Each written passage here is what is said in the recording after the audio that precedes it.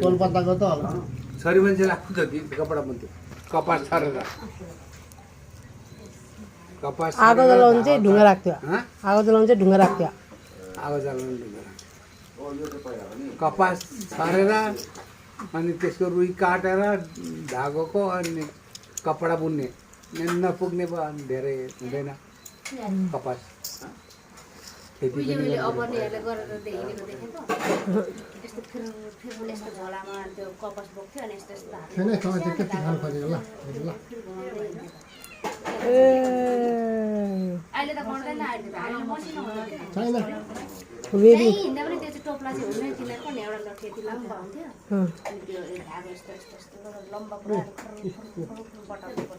अनि बुढालाई धोती बनाइदियो अहिले त गर्दैन त त्यसो अहिले त अब धागै धागो त निस्केर तेल बनाउँदै लाउँछ डेभलपमेन्ट भयो नि त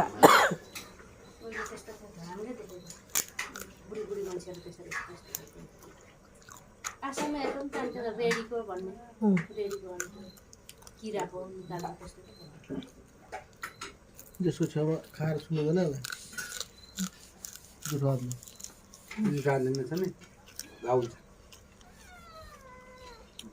के छ कलेक्सन लु के छ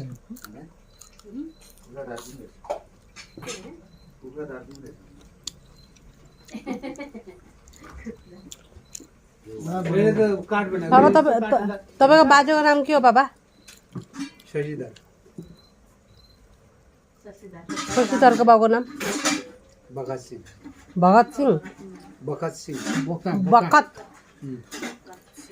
उहिले सिंहको बाजेमा आनेले भगत सिंह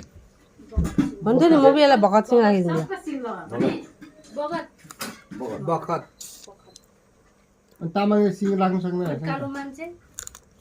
त्यसको बाबु कालो मान्छे अझै ठुलोको कालोमान बगत सिंह त्यहाँबाट शशिधर शशिधर त्यहाँबाट रामबहादुर अम्बरबहादुर तम्बरबहादुर हो यताको रामबहादुर बाजेको नाम त टम्बरबहादुर हो तम्बरका नाति पलातीहरू सबै यतातिर मुलुक सिंह धर्म सिंह उहिले बाजेको नाम पहिलादेखि सिंह थियो बाबा पहिलादेखि सिंह थियो सबैको एउटा बाजेको थिएछ नि बगत सिंह अरू बाजे चाहिँ भाँचेको रहेछ नि अरू बाजे अहिले नातिहरूको पलाएर एक नातिहरू त्यो भाँचेको मुडुलीहरू हाम्रो छेवाङलाई पनि छेवाङ सिंह लगाइदिनु पर्थ्यो तेरो बाबुको जस्तो सिङ नलगा दिगदार हुन्छ भन्छ कि आमाले लामा लामा हँ? के लाग्यो बाटो तामाङ छेवाङ तामाङ हुन्छ तामाङ लेकिन हामीले लामा लाएर राम्रो गरेन नि पहिल्यैबाट हाम्रो जिजुबाटै लामा लेखेर आउनु पर्थ्यो नि अहिले लामा नलेखेको ठिकै छ पढेको पनि नाम अनि अहिले जस्तो फुलमन तामाङ पद्मा तामाङ अनि छैन हाम्रो छेवाङ लामा लेखिदिनु दिँदो रहेछ त नि लिनु त्यो त नि यता उसको पछि गएर नि नोकरीको लागि ठुलो धेरै धेरै पढाइमा हुँदैन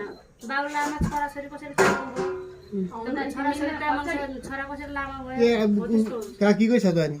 हाम्रो बाबुकै लामा छ काकीको तामाङ छ अनि पछि